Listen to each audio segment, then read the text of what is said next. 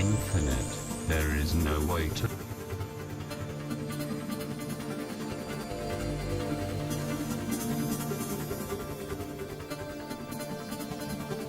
If the universe is infinite, there is no way to prove it. Proof deals with finite, observable things. Nothing can observe infinity. Belief in the infinite requires a leap of faith.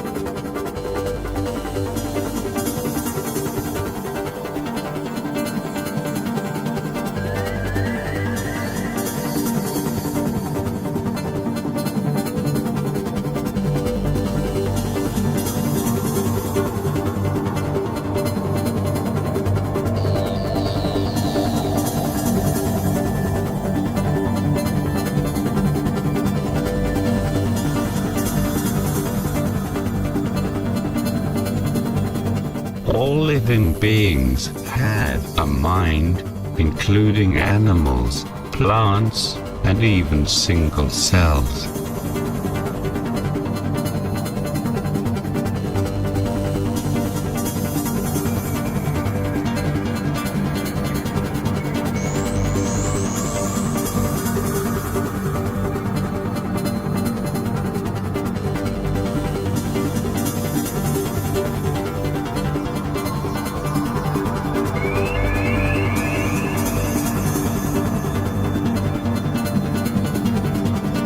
It is often said that humans have intelligence, and other creatures just act from instinct all the time.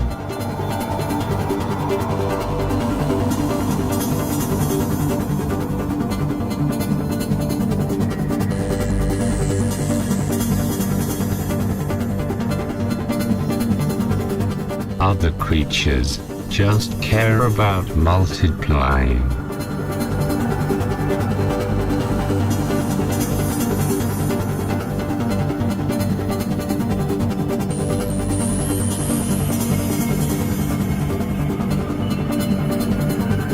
Other creatures have some sort of written code for all of their actions, which they carry out habitually and mindlessly.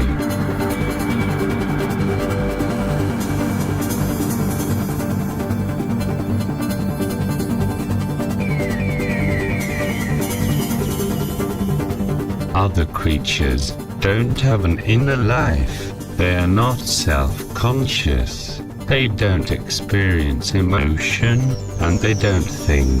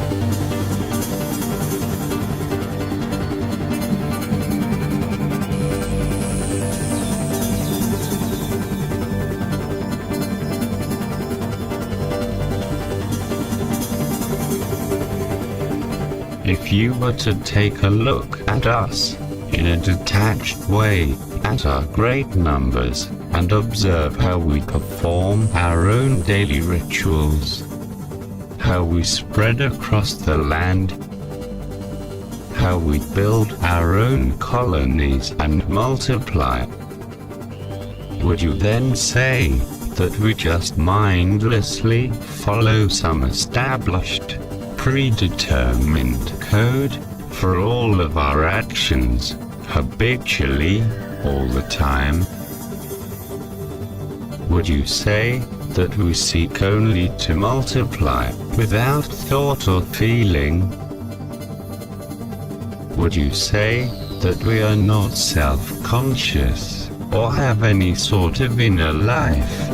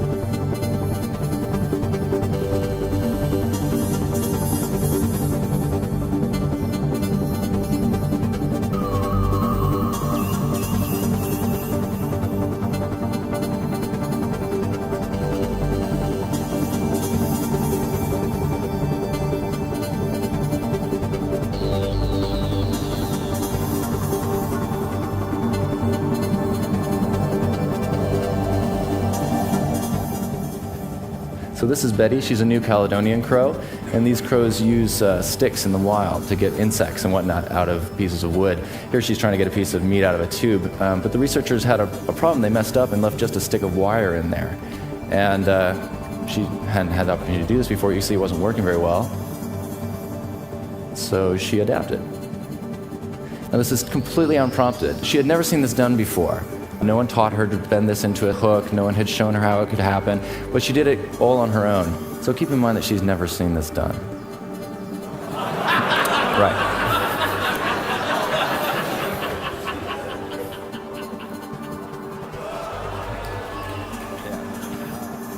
Redwoods have an enormous surface area that extends upward into space because they have a propensity to do something called reiteration. A redwood is a fractal. And as they put out limbs, the limbs burst into small trees, copies of the redwood.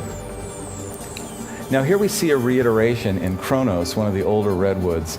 This reiteration is a huge flying buttress that comes out. The tree itself, this buttress is less than halfway up the tree. And then it bursts into a forest of redwoods. This particular extra trunk is 1 meter across at the base and extends upward for 150 feet. It's as big as any of the biggest trees east of the Mississippi River, and yet it's only a minor feature on Kronos. This three-dimensional map of the crown structure of a redwood named Iluvatar, made by Steve Sillett, Marie Antoine, and their colleagues, gives you an idea. What you're seeing here is a hierarchical schematic development of the trunks of this tree as it has elaborated itself over time into 6 layers, a fractal of trunks springing from trunks, springing from trunks. Let's go closer into Iluvatar. We're looking at that yellow box, and this hallucinatory drawing shows you everything you see in this drawing is Iluvatar. These are millennial structures, portions of the tree that are believed to be more than 1,000 years old. There are 4 humans in this shot. 1, 2, 3, 4. And there's also something that I want to show you. This is a flying buttress. Redwoods grow back into themselves as they expand into space. And this flying buttress is a limb shot out of that small trunk, going back into the main trunk and fusing with it. Flying buttresses, just as in a cathedral, help strengthen the crown of the tree and help the tree exist longer through time. The scientists are doing all kinds of experiments in these trees. They've wired them like patients in an ICU. they're finding out that redwoods can move moisture out of the air and down into their trunks, possibly all the way into their root systems. They also have the ability to put roots anywhere in the tree itself. If a portion of a redwood is rotting, the redwood will send roots into its own form and draw nutrients out of itself as it falls apart. If we had redwood-like biology, if we got a touch of gangrene in our arm, then we could just, extract the nutrients and the moisture out of it until it fell off.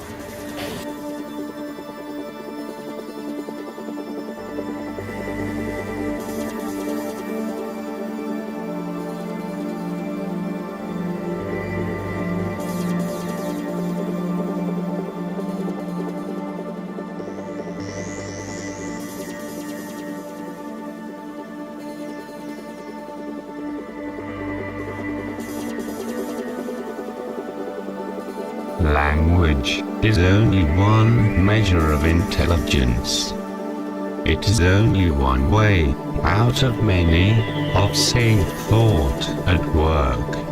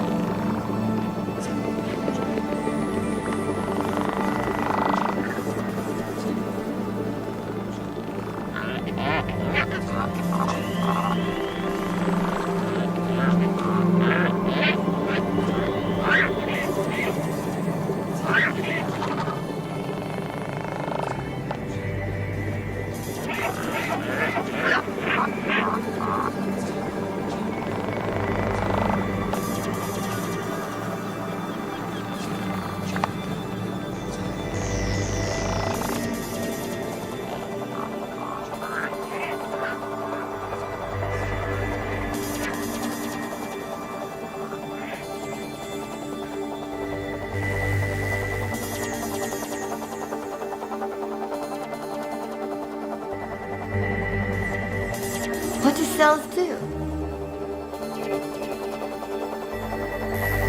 They talk to each other. They help each other live. They kill each other. They regenerate themselves.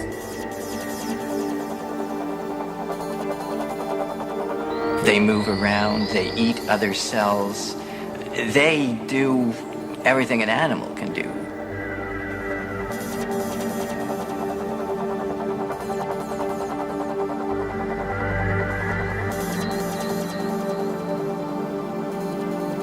For example, a single-cell organism like paramecium can learn, avoid predators, find food, mates, and have a sex life without any synapses. It's just a single cell. So if a paramecium can do that, surely neurons are at least equally complicated, I would hope.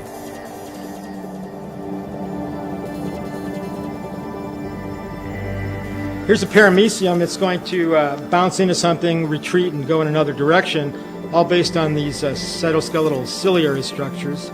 And it can find a mate and merge with it and have a sex life, and it doesn't have any synapses, it's just a single cell.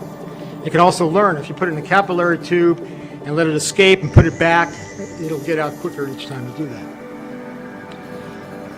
It does it with its internal cytoskeletal structure, and neurons have a similar, even more complicated cytoskeletal structure that is kind of not just the skeletal support system, but some of us believe the nervous system within the cell also. We'll come back to that. And this is what the inside of a dendrite actually looks like.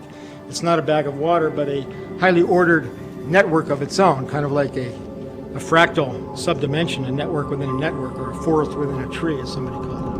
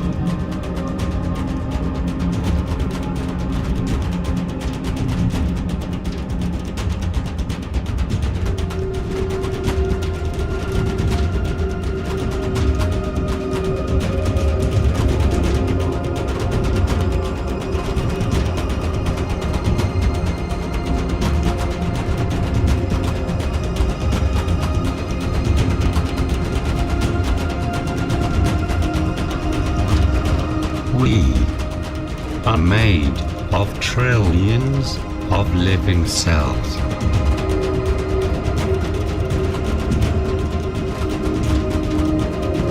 At the same time, we are individuals. Individuals with a mind. Many individual living creatures, each with their own individual minds, can form a single cohesive individual with its own mind.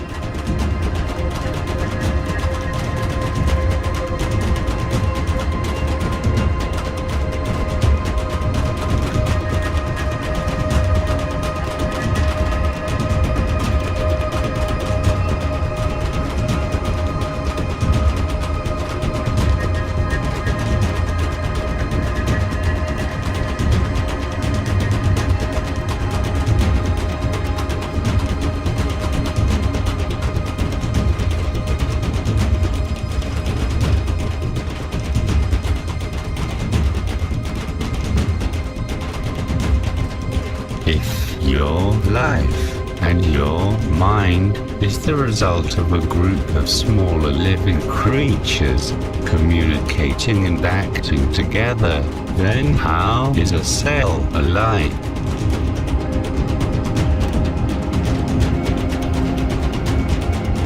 What allows for the living existence of an individual cell with its own mind?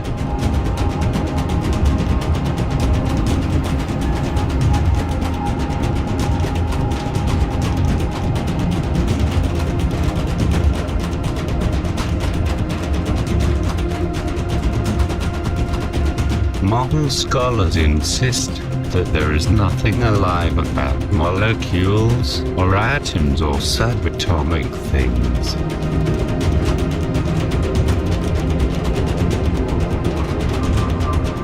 The mind and activity of the cell is simply the result of reactions between lifeless molecules, lifeless atoms, and lifeless subatomic particles, flying around and bouncing around and coming together and breaking apart without any purposeful effort on behalf of the actual chemicals and particles themselves.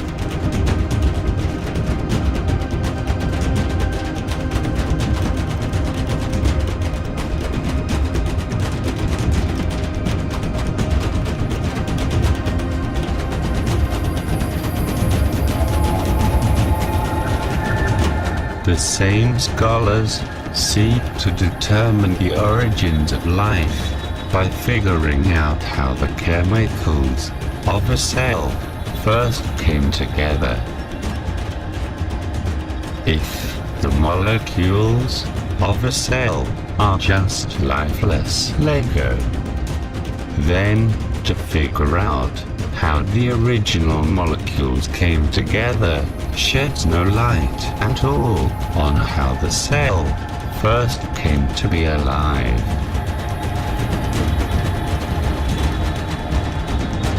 If we do not understand how the mind and the activity of a living cell can exist right now with lifeless chemicals, how can we possibly find out how it came to exist at its origin?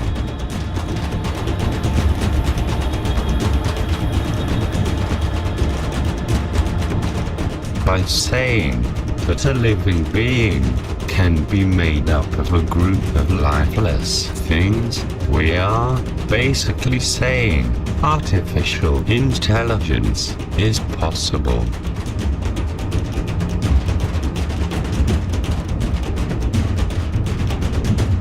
Artificial intelligence has never been observed. You can group together all of the most sophisticated lifeless parts together into a single unit, and it will not be alive. It will not think. It will not understand or have any sort of will or even be self-aware. It will not adapt on its own. The adaptation has to be added by you or programmed into it by you somehow.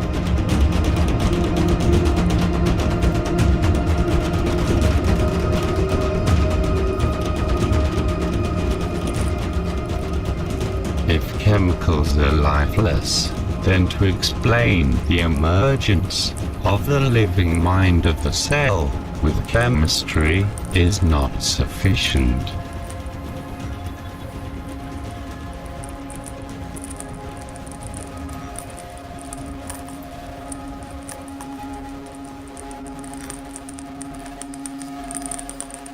But what if there are living beings smaller than cells? What if subatomic particles are actually living beings, some of which fly around and others stick near to one another and work together in atoms, like families, which can stick near to one another and work together in molecules, like villages? What if the cell is a nation of trillions of interacting, communicating, living creatures working together, performing unified action?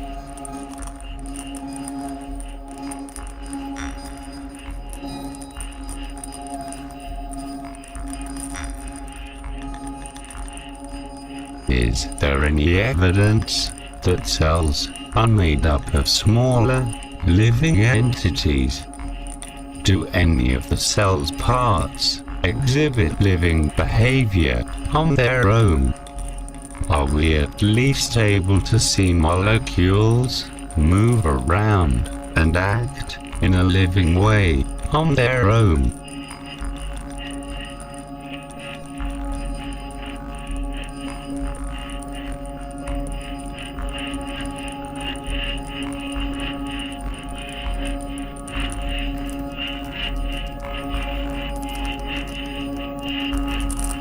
Well, if we consider a virus as being alive, we are essentially saying that individual molecules are living, because a virus is nothing more than a single molecule of nucleic acid surrounded by a small handful of protein molecules and maybe a few fat molecules.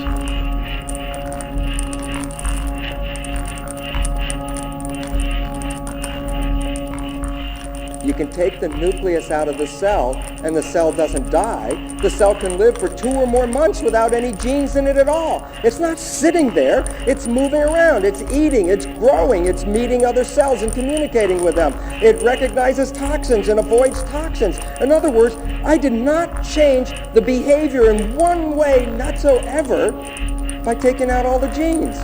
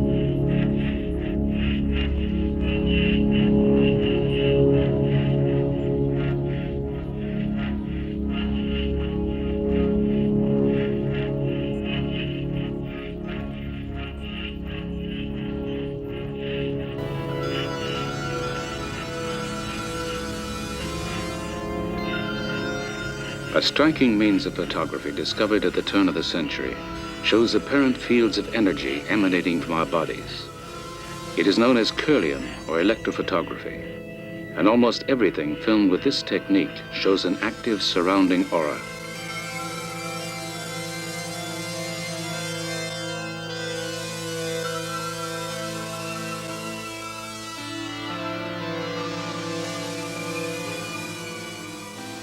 Controversial and only partially understood, Kirlian photography is now undergoing serious investigation as a possible diagnostic tool. To make a Kirlian photograph, a finger is placed over a sheet of unexposed film, which receives a burst of electricity from a metal plate beneath it. When the film is developed, the Kirlian aura appears.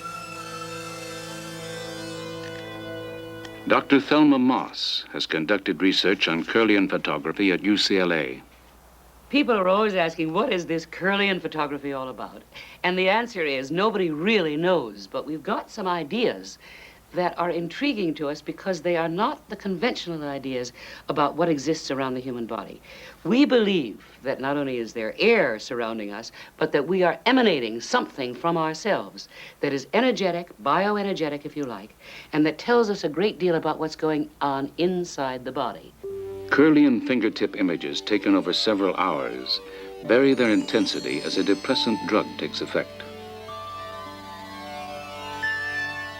A mild stimulating drug seems to cause an activating pattern.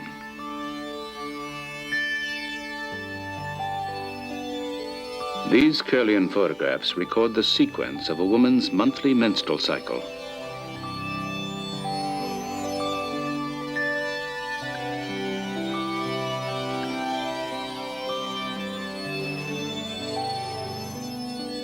A yogi's hands before and then during a state of deep concentration. Though powerfully evocative, the meaning and value of the Kirlian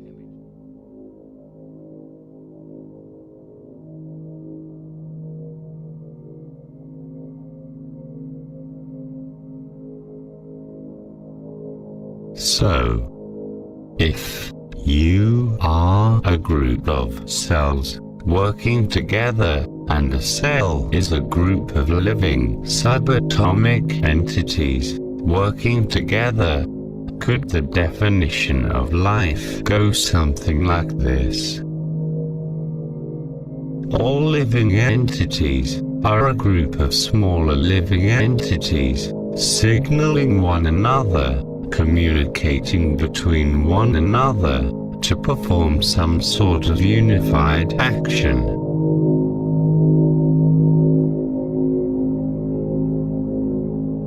If this is the case, then the number of living entities in the universe would be infinite.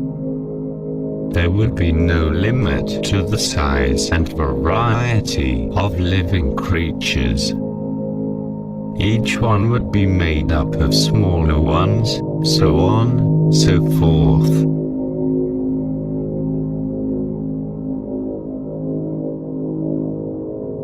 If a new living entity can be created only out of a group of smaller living entities already in existence, then it is impossible for the universe to have started at any sort of beginning.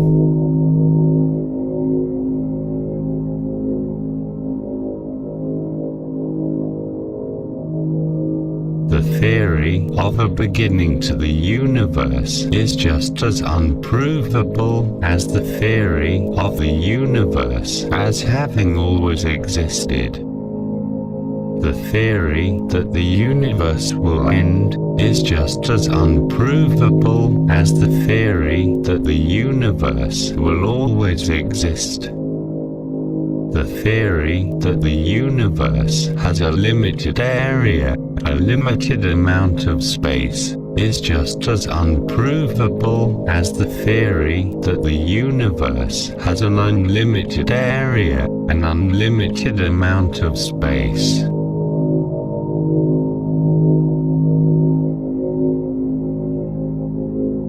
Proof requires observation. You cannot observe an infinite number of things in an infinite area, much less observe them for an infinite amount of time. Likewise, you cannot observe areas where nothing exists, areas outside of a finite universe, to make sure nothing exists there. And you would not be able to observe what came before the beginning of time, to make sure nothing existed then. And you would not be able to observe a thing after the end of time, to make sure nothing remains in existence.